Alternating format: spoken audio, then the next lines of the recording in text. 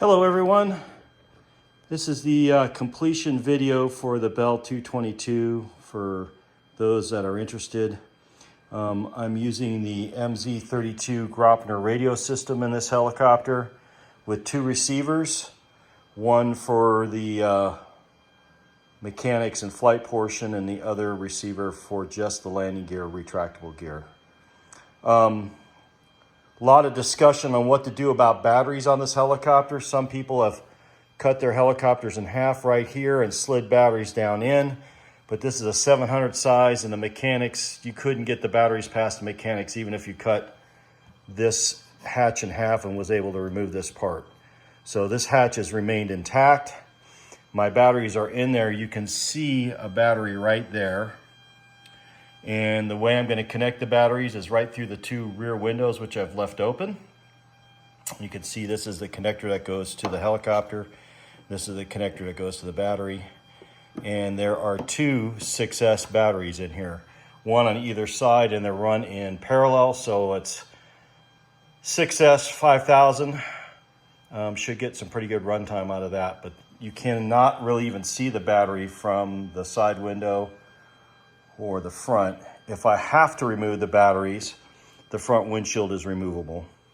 I made this piece here to cover that unsightly gap between the two front windshields. And this piece here is glued to this windshield. So this window slips underneath and this piece is glued to that window. So to get the full set of batteries out, both windows will have to come out. I soundproofed everything inside with soundproofing material or sound deadening material. I don't know if you can see it, but there's foam stuck all over the inside. So hopefully the helicopter will be much quieter than it was.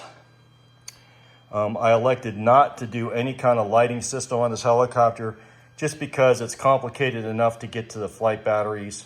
I didn't want to complicate things with a lighting system, at least for now. One thing that I did do on this machine that maybe a lot haven't done is I did not permanently cement the boom to the main fuselage. It's held in with 12 screws that, you know, other than these two black ones up here on the green, they blend in pretty good. You can't hardly even see them. And what this allowed me to do was a couple of things. First of all, I can run the boom supports from the mechanics to the tail boom, and those boom supports come to about right here. So that helps stiffen up the tail boom, and it allows me to drop the mechanics in and slide the tail boom onto the helicopter and get everything fixed in place.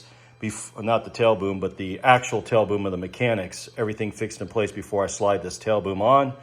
Then all I have to do is drop in the tail rotor, and I can get to the pinch bolts through a couple of holes in the back here that are hid pretty good.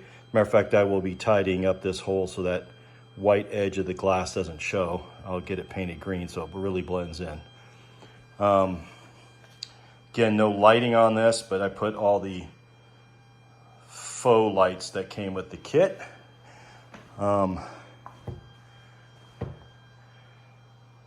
T-Rex 650X Dominator F3C version. So it runs on 6S with a lower rotor head speed. And made all my own woodwork, everything inside, and she's done. There is a couple things left to do, but they're cosmetic only. I'm going to paint this rotor head gray. All this red is going to go away. So that'll look more scale. I'm going to try to hide this swash plate follower so it doesn't stick up and look so ugly. And one thing that I did do is I changed out the wheels to Colette Plastics tail wheels, and I peeled the rubber off the hubs, painted them. I think they look much better than the stock foam wheels, and they're hard rubber, so if the helicopter sits on the ground, you can see it's on a stand, but if it sits on the ground, the wheels won't flat spot. And the retracts work really well, even though they're the stock retracts, and there's been a lot of talk about how they don't work so good. And as you can see, they go right up in there, no problem. They come right out, no problem. So yes, the wire strut is ugly. I'm going to figure out a way to dress that up once I get a flight or two on it and make sure that I'm not wasting my effort. But other than that, she's done. That is the Bell 222. And we're off to the next project. Hope you enjoy.